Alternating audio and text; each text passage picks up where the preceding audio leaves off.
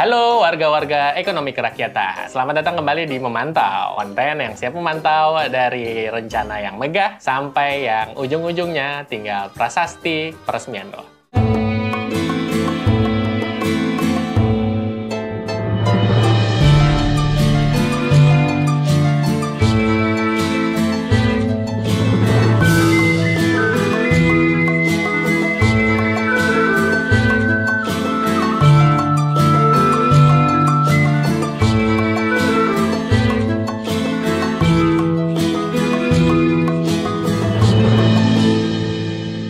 Hari ini kita bahas program baru yang katanya bakal menyelamatkan rakyat dari kemiskinan ekstrim dan kesenjangan ekonomi, yakni Koperasi Merah Putih. Namanya keren, brandingnya nasionalis. Logonya mungkin merah putih juga, tapi kita jadi penasaran, ini semangat baru atau cuma pengulangan dari masa lalu? Koperasi Merah Putih adalah program pemerintah untuk membangun koperasi di desa-desa seluruh Indonesia. Tujuannya meningkatkan ekonomi rakyat, menghapus kemiskinan ekstrim, dan menekan kesenjangan antara penduduk desa dan kota. Wah, luar biasa. Lembaga Keuangan Kerakyatan katanya mau dibangkitkan, tapi kok kita kayak pernah dengar yang beginian ya? Oh iya, pernah. Namanya KUD, alias Koperasi Unit Desa. Program besar di era Orde Baru yang dulu juga katanya mau menyejahterakan petani dan pedagang kecil. Sekarang banyak yang tinggal papan nama dan pintu terkunci. Nah, mari kita simak bagaimana tanggapan dari anggota Komisi 6 DPR RI Herman Hairon alias Kang Hero berikut ini tentang pembentukan Koperasi Merah Putih.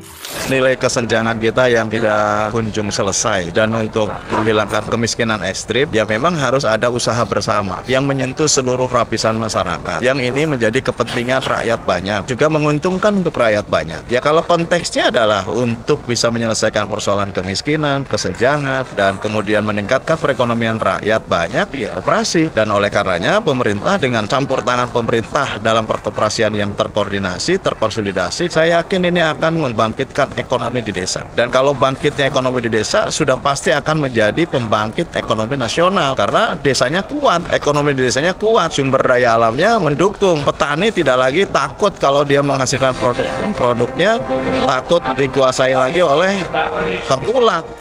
Wah, Kang Hero ini optimis banget. Katanya kalau pemerintah turun tangan dan koperasi dikelola rapi, desa bisa bangkit. Tapi Kang, boleh tanya nggak? Itu koperasi di sebelah kantor kecamatan yang jadi gudang kosong sejak 2009. Masih masuk program atau udah jadi situs sejarah ekonomi kerakyatan? Atau yang lebih ngeri lagi, banyak koperasi simpan pinjam yang akhirnya berubah menjadi rentenir keliling. Soalnya pada mau minjem doang, kagak ada yang mau nyimpen. Sebelum kita terbuai dengan Koperasi Merah Putih, mari kita belajar dari sejarah. Dulu, KUD alias Koperasi Unit Desa dibentuk serentak, dibiayai, difasilitasi. Tapi banyak pengurusnya yang ditunjuk, bukan dipilih rakyat. Nggak semua desa butuh koperasi, tapi tetap dipaksa untuk bikin. Manajemennya lemah, transparansi nol, dan akhirnya bangkrut berjamaah. Dan lucunya, kita sekarang mau ngulang pola yang sama. Cuma beda nama, beda spanduk, tapi sistemnya masih penuh birokrasi. Sementara itu, kita tahu sendiri bagaimana pola birokrasi di negara ini yang punya prinsip kalau bisa dipersulit, kenapa harus dipermudah? Nih, kita kasih lagu dulu yang nyindir gimana ribetnya birokrasi di Indonesia.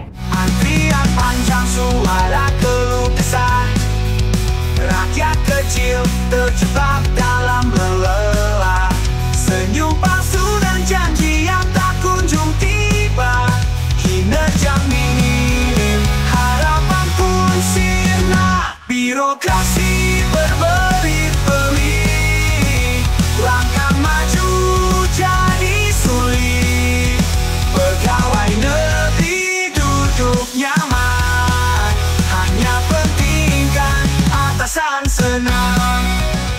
Koperasi Merah Putih katanya mau menyentuh seluruh lapisan rakyat. Tapi hati-hati, jangan sampai yang disentuh cuma waktu kampanye. Kalau emang niatnya untuk rakyat, libatkan rakyat dari awal. Bukan sekedar bagi-bagi seragam pengurus lalu ngajuin proposal hibah. Karena koperasi yang sehat bukan yang paling banyak direvisi naskahnya, tapi yang paling dipercaya anggotanya. Jangan sampai koperasi desa cuma jadi tempat nongkrong Pak RT dan Pak Lurah sambil nunggu cairan dana program. Jangan salah, kita semua ingin koperasi rakyat bangkit, tapi kita juga nggak mau mau program ini jadi KUD Reborn Season 2. Kalau pemerintah serius, naik regulasi, edukasi warga soal koperasi sejati, dan jangan jadikan koperasi sebagai proyek seremonial semata. Karena koperasi bukan panggung politik, ia rumah gotong royong. Dan kalau kita masih main akal-akalan proposal dan markup anggaran, ya koperasinya jalan di tempat, rakyatnya tetap jadi penonton. Terima kasih udah nonton memantau. Kalau kamu setuju koperasi merah putih harus dikawal rakyat, klik like, komentar, dan ayo bantu pantau bareng-bareng agar ekonomi rakyat nggak makin sekarat.